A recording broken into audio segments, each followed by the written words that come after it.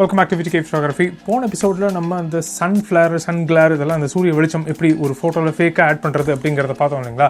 அதுக்கு நல்ல வரவேற்பு இருந்தது. ஓகே, நிறைய பேருக்கு பிடிச்சிருந்தது, நிறைய பேருக்கு யூஸ்ஃபுல்லாக இருந்திருக்கு போல இருக்குது. இல்லைனா அவ்வளோ சீக்கிரம் ஓகேன்னு சொல்ல மாட்டீங்களே நீங்கள். அதனால் அதோடைய தொடர்ச்சியாக சூரிய கதிர் எப்படி ஆட் பண்ணுறது, சோலார்னே வருது என் வாயில், சன் ரேஸ் இருக்கு இல்லைங்களா, அந்த லைட்டோட ரேஸ் எப்படி ஆட் பண்ணுறது அப்படிங்கிறது இந்த வீடியோவில் பார்க்கலாம்.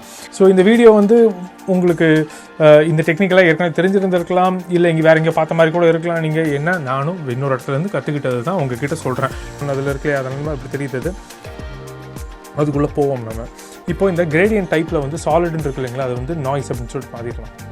ஓகேங்களா, நாய்ஸ்ன்னு மாற்றிட்டு கலர் மோடு வந்து RGB, green, red, green, blue இருக்குல்ல, அதை விட்டுட்டு ஹியூ, சேச்சுரேஷன், பிரைட்னஸ்ன்னு மாற்றிக்கலாம். HSB. இப்போ எனக்கு தேவை வந்து பிளாக் அண்ட் ஒயிட்டு.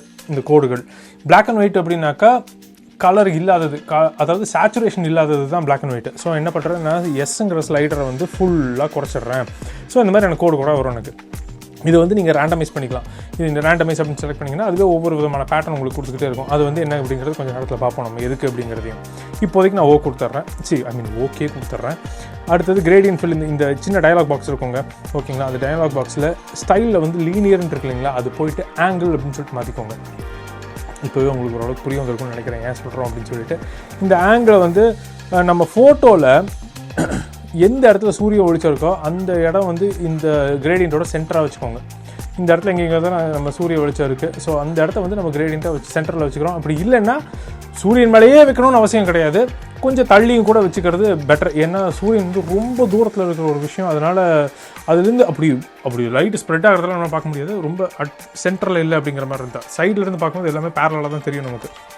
அதனால் அப்படி வச்சுக்கலாம். நம்ம ஸ்கேல் வேணும்னா நீங்கள் ஜாஸ்தி கம்மி பண்ணிக்கலாம். இப்போதைக்கு நான் வந்து ஒரு 150 மாதிரி வச்சுக்கிற ஸ்கேல், ஓகேங்களா. பெருசாக ஒன்றும் வித்தியாசம் தெரிய போகிறது இல்லை. இப்போதைக்கு நான் ஓகே கொடுத்துட்றேன். இப்போ இந்த மாதிரி இருக்கு இல்லைங்களா, இதில் வந்து கிரே கலர்ஸு, ஒயிட் இருக்குது, பிளாக் அதிகமாக இல்லை, பரவாயில்ல. இப்போ என்ன பண்ணலாம், இந்த பிளெண்டிங் மோடில் போய் நான் வந்து ஓவர்லே அப்படின்னு சொல்லிட்டு கொடுத்துட்றேன். இந்த ஓவர்லே என்ன பண்ணணும் பார்த்தீங்கன்னா, இந்த கிரே கலர் முக்கியமாக என்ன பண்ணணும்னா எல்லா லைட்டையும் ஈக்குவலாக அப்சார்ப் பண்ணிக்கும். கிரே வந்து மிடில் கிரே, அது வந்து மிடில் கிரே வந்து 50% கிரே வந்து எல்லா கலரும் ஈக்குவலாக அப்சார்ப் பண்ணிக்கும். அது அதில் வந்து கொஞ்சம் டார்க்காக போக பிளாக்கு போகிற வரைக்கும் எல்லா கலரையுமே அப்சார்ப் பண்ணிவிடும். ஒட்டுமொத்தமாக அப்சார்ப் பண்ணிவிடும், திரும்ப எதுவுமே கொடுக்காது. அதேமாதிரி அந்த கிரே ஷேட் வந்து கொஞ்சம் லைட்டாக என்ன ஆகுனாக்கா எல்லா கலரையும் அப்படி திருப்பி கொடுத்துரும். அதுதான் வந்து இந்த கிரேவுடைய மகிமை.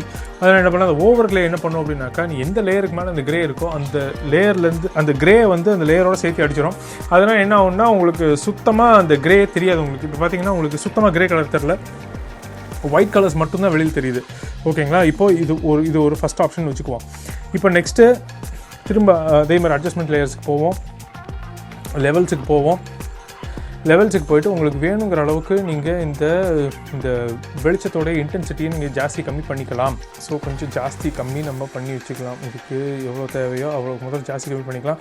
இப்போ என்ன ஆகுதுன்னு பாருங்கள், நான் இந்த இடத்துல நான் மாடிஃபை பண்ண எனக்கு பின்னாடி இருக்கிற இமேஜும் வந்து டார்க் ஆகுது, கரெக்டுங்களா. எனக்கு அந்த மாதிரி வேண்டாம் அப்படின்னாக்கா திரும்ப நான் என்ன பண்ணுறேன், திரும்ப லேயர்ஸ்க்கே வரேன். நான் ஒரு நிமிஷம் க்ளோஸ் பண்ணிவிட்டு லேயர்ஸ் ஓப்பன் பண்ணுறேன். லேயர்ஸ் ஓப்பன் பண்ணிவிட்டு ஆல்ட் கீ ப்ரெஸ் பண்ணிக்கோங்க. ப்ரெஸ் பண்ணிவிட்டு இந்த 2 லேயருக்கும் நடுவில் கிளிக் பண்ணுங்கள். ஒரு சின்ன ஆரோ மார்க் மாதிரி வரும். அது வந்தது அப்படின்னாக்கா நீங்கள் பண்ணுற அட்ஜஸ்ட்மெண்ட் வந்து அது கீழே இருக்கிற லேயருக்கு மட்டும்தான் அஃபெக்ட் பண்ணும், எல்லா லேயருக்கும் அஃபெக்ட் பண்ணாது அப்படின்னு சொல்லிட்டு அர்த்தம். ஸோ இப்போ இந்த ஓவர்லே பண்ணியாச்சு. நம்ம இப்போ என்ன பண்ணலான்னா, திரும்பவும் நான் இந்த கிரேடியண்ட்கே போகிறேன். நான் கிரேடியண்ட் அந்த டபுள் கிளிக் பண்ணுங்க அப்படின்னாக்கா கிரேடியண்ட் ஓப்பன் ஆகும். திரும்ப அந்த கிரேடியண்ட்டில் செலக்ட் பண்ணுறேன். நான் செலக்ட் பண்ணதுக்கப்புறம் இந்த ரேண்டமைஸ் இருக்குங்களா, அதை நீங்கள் செலக்ட் பண்ணலாம், திரும்பவும் மாற்றிக்கலாம். நீங்கள் வேறு மாதிரி ரே ஸ்டைல்ஸ் வேறு மாதிரி வேணும்னு அப்படின்னாக்கா நீங்கள் மாற்றிக்கலாம். நீங்கள் உங்களுக்கு தேவையானது எங்கே வருதோ அது வரைக்கும் நீங்கள் வச்சுக்கலாம். ஸோ இதுதாங்க எனக்கு தெரிஞ்ச எனக்கு நானே யூஸ்வலாக பண்ணிக்கிறது அப்படின்னாக்கா இவ்வளோ தான் பண்ணிக்குவேன். நான் அதுக்கு மேலே நான் அதுக்கு போக மாட்டேன், டைமை செலவு பண்ண மாட்டேன். நான் இதுவே நிறைய பேருக்கு டிஃப்ரென்ஸ் தெரியாது. இன்னும் கொஞ்சம் இது மாதிரி கற்றணும் அப்படிங்கிற மாதிரி இருந்தால் நீங்கள் என்ன பண்ணுங்கள், திரும்ப அந்த மாஸ்க்கு ப்ரெஸ் பண்ணிக்கோங்க. இந்த ஒயிட் கலர் பாக்ஸ் இருக்குது இல்லைங்களா, அந்த மாஸ்க்கை ப்ரெஸ் பண்ணிவிட்டு ப்ரஷ்ஷு வந்து பிளாக்கில் வச்சுக்கோங்க. பிளாக்கில் வச்சுட்டு அப்படியே அது மேலே அப்படியே பெயிண்ட் பண்ணிட்டே வந்தீங்க அப்படின்னாக்கா உங்களுக்கு தேவையில்லாத இடங்கள்லாம் நீங்கள் வந்து வேணான்னா எடுத்து விட்டுறலாம். இப்போ இவங்க மேலே அந்த ரேஸ் பட்டிருக்கு அப்படிங்கிற மாதிரி இருந்தால் அதெல்லாம் எடுத்து விட்டுறலாம் நீங்கள், ஓகேங்களா. அவங்க மேலே வராது இல்லைங்களா ரேஸை. ஸோ தேவையில்லைன்னு எடுத்து விட்றலாம். இதுவே ஓரளவுக்கு உங்களுக்கு அந்த சோலார் ரேஸ் அந்த சன் ரேஸ் அப்படி லைட்டாக தெரிகிற மாதிரி இருக்குது உங்களுக்கு, ஓகே. இது வந்து நம்மளாக உள்ளே தோண்டி கற்றுக்கிட்ட விஷயம், அதனால் அது கொஞ்சம் மொக்கையாக தான் இருக்கும். இதை மறந்துடுங்க. ஓகே, உங்களுக்கு யூஸே ஆகாதுங்கிற மாதிரி இருந்தால், இல்லை வேகமாக கொடுக்கணுங்கிற மாதிரி இருந்தால் மட்டும் இதை வச்சுக்கோங்க. இல்லை அப்படின்னாக்கா இன்னும் கொஞ்சம் டைம் ஸ்பெண்ட் பண்ண முடியும் என்னால் அப்படின்னாக்கா மேபி இது நீங்கள் ப்ராக்டிஸ் பண்ண கூட சீக்கிரமாக வந்துடும். உங்களுக்கு ஒன்றும் பிரச்சனை இல்லை. புது லேயர் ஒன்று க்ரியேட் பண்ணிக்கோங்க. ஓகேங்களா, புது லேயர் க்ரியேட் பண்ணிவிட்டு இப்போ ப்ரஷ் இருக்குது இல்லைங்களா, ப்ரஷ்ஷோடைய ஹார்ட்னஸ் பார்க்குறேன் நான் 0ல் இருக்குது. Very good. இப்போ என்ன பண்ணுறேன், நான் வந்து கலர்ஸ் வந்து நான் திரும்ப பிளாக் அண்ட் ஒயிட்டுக்கே மாற்றிடுறேன். நான் இப்போதைக்கு ஒயிட்டில் வச்சுக்கிறேன். நான் ஃபோர்க்ரவுண்ட் கலர் ஒயிட்டில் வச்சுட்டு இப்போ அந்த ப்ரஷ்ஷை வந்து நான் ரைட் கிளிக் பண்ணிங்கனாக்கா இந்த ப்ரஷ் ஆப்ஷன் வரும். ஸோ ரைட் கிளிக் பண்ணிவிட்டு ப்ரஷ்ஷோட சைஸ் முதல்ல கம்மி பண்ணுவோம். ரொம்ப பெருசாக இருக்குது ப்ரஷ்ஷு. ஸோ ப்ரஷ்ஷை செலக்ட் பண்ணி வச்சுக்கிட்டோமா. இப்போது இந்த இடத்த மேலே ஒரு சின்ன ஃபோல்டர் மாதிரி இருக்கு இல்லைங்களா, அது செலக்ட் பண்ணிக்கோங்க. செலக்ட் பண்ணிவிட்டு இந்த ப்ரஷ்ஷோட ப்ராப்பர்ட்டிஸ் வந்து நீங்கள் மாற்றிக்கலாம். அதோடைய குணங்களை லைட்டாக மாற்றிக்கலாம். நம்ம இதில் ஸ்பேசிங்னு இருக்கு இல்லைங்களா, ஸ்பேசிங்கை வந்து கொஞ்சம் ஜாஸ்தி கம்மி பண்ணிக்கோங்க. இப்படி இருக்குன்னு வச்சுப்போம். ஹார்ட்னஸ் வந்து நான் கொஞ்சம் ஜாஸ்தியாகவே வச்சுக்கிறேன். நான் ஒரு 70 மாதிரி வச்சுக்கிறேன்னு வச்சுப்போம். அடுத்தது ஸ்பேசிங் வந்து கொஞ்சம் தள்ளி இருக்கிற மாதிரி வச்சுப்போம். இந்த மாதிரி ஒரு இது வந்து ப்ராப்பர் நம்பர்லாம் கிடையாதுங்க, ஏதோ ஒன்று உங்கள் கண் அளவு தான் எல்லாமே. நெக்ஸ்ட்டு ஷேப் டைனமிக்ஸ்ன்னு இருக்கு இல்லைங்களா, இதோ இந்த இடத்துல இருக்கு பாருங்கள், அதுக்கு போங்க. அதுக்கு போயிட்டிங்க அப்படின்னாக்கா ஒவ்வொன்றதோடைய ஆங்கிளும் மாற்றிக்கலாம். நீங்கள் எப்படி இருக்கணும், ரவுண்ட்னஸ் எப்படி இருக்கணும், என்ன ஏதுங்கிறத மாற்றிக்கலாம். நீங்கள் இது வந்து திரும்பவும் சொல்கிறேன், இது வந்து எல்லாமே உங்களுக்கு எந்த அளவுக்கு ரேண்டமாக்க முடியுமோ அந்த அளவுக்கு ரேண்டமாக்கிக்கோங்க. இதுலேயும் பார்த்தீங்கன்னாக்கா இந்த சைஸ் ஜெட்டர் அப்படின்னு இருக்கு இல்லைங்களா, அது வந்து ஜாஸ்தி கம்மியெல்லாம் எந்த அளவுக்கு வேரியேஷன் இருக்கணும் அப்படிங்கிறத காட்டுறதுக்கு. மினிமம் டயமீட்டர் இது வந்து மினிமம் எவ்வளோ பெருசு இருக்கணும் அப்படிங்கிறத சொல்கிறதுக்கு. அதே மாதிரி பார்த்தீங்களா ஆங்கிளை வந்து நீங்கள் இஷ்டத்துக்கு மாற்றிக்கலாம். நீங்கள் எந்த மாதிரி இருக்கணும் அப்படிங்கிறதெல்லாம் மாற்றிக்கலாம். நீங்கள் ஸோ ரவுண்ட்னஸ்ஸு ரொம்ப ரவுண்டாலாம் இருக்கணும்னு அவசியம் இல்லை, அதெல்லாம் ரேண்டம் தான், எல்லாமே ரேண்டம். ஓகேங்களா, இது முடிச்சதுக்கப்புறம் இப்போ என்ன பண்ணலாம், இப்போது ஸ்கேட்ரிங் இதெல்லாம் வேண்டாம், இது எதுவும் கை வைக்க வேண்டாம், அப்படியே விட்ருவோம்.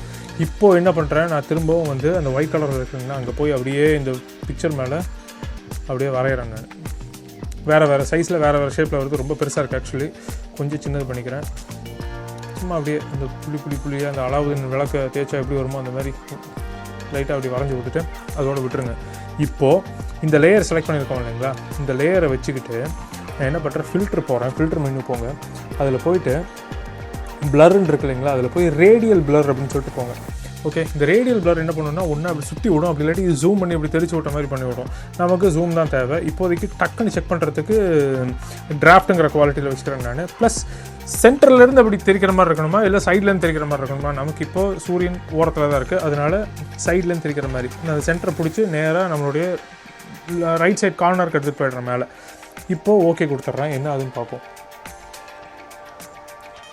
கொஞ்சம் டைம் எடுக்கும் நம்ம கம்ப்யூட்டர் ஸ்பீடை பொறுத்து. ஓகே, லைட்டாக இழுத்த மாதிரி இருக்குது, ஆனால் அது பத்தாது, ஏன்னா நான் அமௌண்ட் வந்து ரொம்ப கம்மியாக கொடுத்துட்டேன்.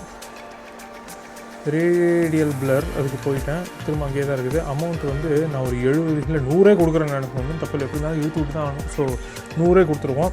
ஸோ இது கொஞ்சம் டைம் எடுக்கும், வெயிட் பண்ணுங்கள். உங்கள் கம்ப்யூட்டரோட ஸ்பீடை பொறுத்தது. என் கம்ப்யூட்டர் நட்டுக்குச்சுன்னு நினைக்கிறேன், நேமாக வெயிட் பண்ணுங்கள். ஓகே, அவ்வளோதான் வந்துடுச்சா. இப்போது திரும்பவும் அதைவே பண்ணுங்கள்.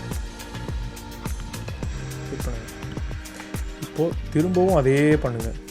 இப்போவே உங்களுக்கு லைட்டாக புரிய ஆரம்பிச்சிருக்குன்னு நினைக்கிறேன். எப்படி வருது பார்த்தீங்களா, அந்த ரேண்டமாக இருக்கணும் ஷேப்பு. ஏன்னா சூரிய வெளிச்சம் வந்து நமக்கு இந்த இடத்துல எங்கே எப்படி வருது, நம்ம இலை செடி கொடியெல்லாம் தாண்டி அந்த மரத்தோட கிளையெல்லாம் தாண்டி தான் வருது நமக்கு சூரிய வெளிச்சம். ஸோ அது வந்து ரொம்ப ரேண்டமாக தான் இருக்கும், ஒரு ப்ராப்பர் பேட்டர்னில் இருக்காது அது. ஸோ எந்த அளவுக்கு இது ரேண்டமாக இருக்கோ அந்த அளவுக்கு கொஞ்சம் நம்புற மாதிரி இருக்கும் பார்க்குறதுக்கு.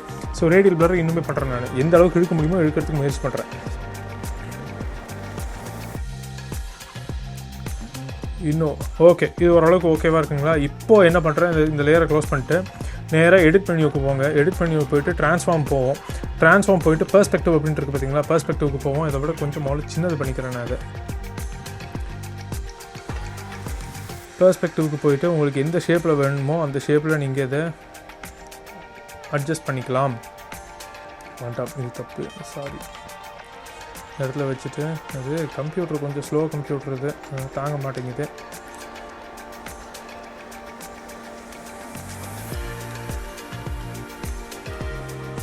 ஓகே, ஸோ பெர்ஸ்பெக்டிவ் லைட்டாக மாறிடுச்சு. இப்போ என்ன பண்ணலான்னா ட்ரான்ஸ்ஃபார்ம் வரேன் நான்.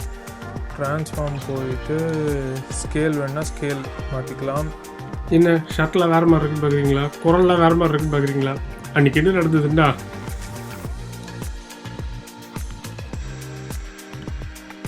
அந்த எடிட்டிங் ப்ராசஸ் என்ன அப்படிங்கிறத கண்டினியூ பண்ணலாம். இப்போதைக்கு அந்த ரேஸ் ஓரளவுக்கு இருக்குது இல்லைங்களா, இது வந்து பர்ஃபெக்டாக இருக்கணும்னு அவசியம் கிடையாது. அந்த ரேஸ் வந்து உங்களுக்கு வேணுங்கிற மாதிரி நீங்கள் டேரக்ஷனை கூட மாற்றிக்கலாம், நீங்கள் ஒன்றும் கிடையாது. இப்போ வந்து அந்த லேயரில் செலக்ட் பண்ணிவிட்டு வி அப்படின்னு அடிச்சிங்கனாக்கா இந்த மாதிரி ட்ரான்ஸ்ஃபார்ம் டூல்ஸ் எல்லாம் வரும் உங்களுக்கு. ஒருவேளை ட்ரான்ஸ்ஃபார்ம் டூல்ஸ் வரல அப்படின்னாக்கா இந்த இடத்துல ஷோ ட்ரான்ஸ்ஃபார்ம் கண்ட்ரோல்ஸ் அப்படின்ட்டு இருக்குது பார்த்தீங்களா, அதை போய் செக் பண்ணி விடுங்க. ட்ரான்ஸ்ஃபார்ம் டூல்ஸ் கண்டிப்பாக வரும் உங்களுக்கு. ஸோ செக் பண்ணி விட்டாச்சு, வந்துருச்சா.